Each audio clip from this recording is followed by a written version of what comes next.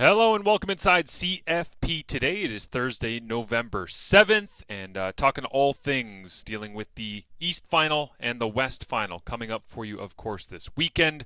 Of course, we are brought to you by Fox 40. Thank you to our friends at Fox 40, as always, for supporting all things Canadian football perspective. Coming up for you tomorrow, going to be doing a little bit of a breakdown on some of the things going into the Yates Cup. Today, I had the opportunity to actually go down and host the the OUA awards. Football awards. Michael Faltz took home from Laurier the Coach of the Year award. It was Taylor Elgersma for the second year in a row, winning the OUA MVP, the quarterback from the Wilfrid Laurier Golden Hawks.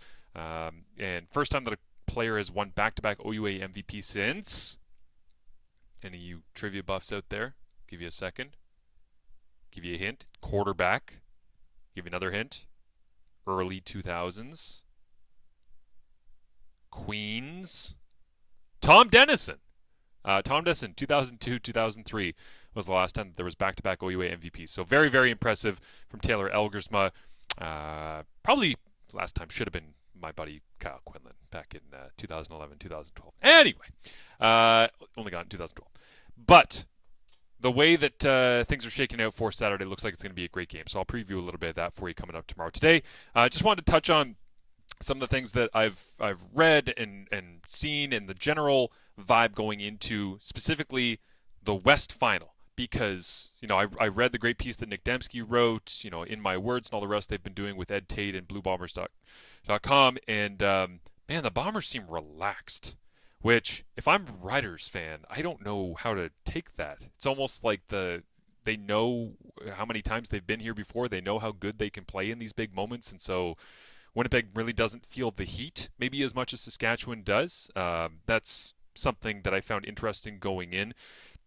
Here's the biggest question for me in this entire framework of Saskatchewan-Winnipeg. And I wrote an article for CFL.ca yesterday that was essentially, this has been a weird season, and these two matchups in the East Final and the West Final perfectly show why this has been such a weird CFL season, because you end up having matchups where one game for Saskatchewan, they win with Shea Patterson against Zach Collaros early in the season. It's like, okay, that week 7, that doesn't really make a whole lot of sense.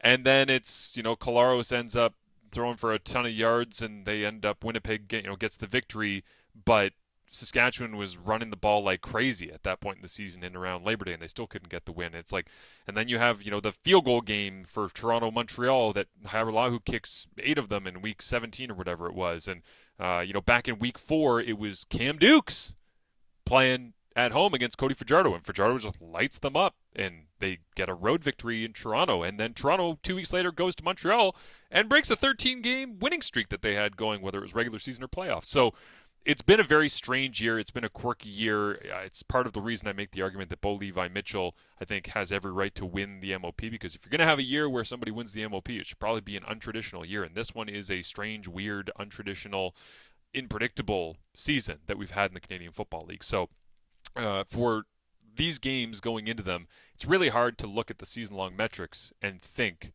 that any of them truly tell the story.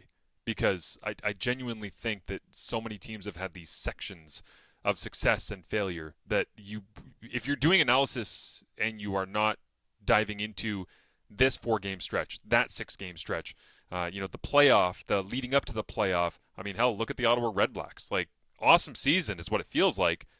Second half, terrible.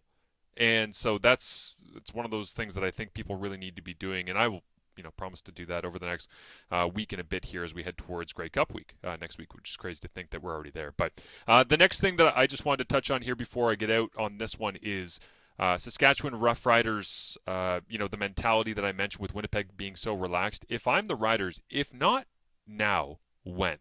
Like, Ouellette comes back, he's healthy, he's running hard. You've acquired a backup to him, a running mate that is essentially like just a pound-the-rock kind of guy in Rockwell Armstead.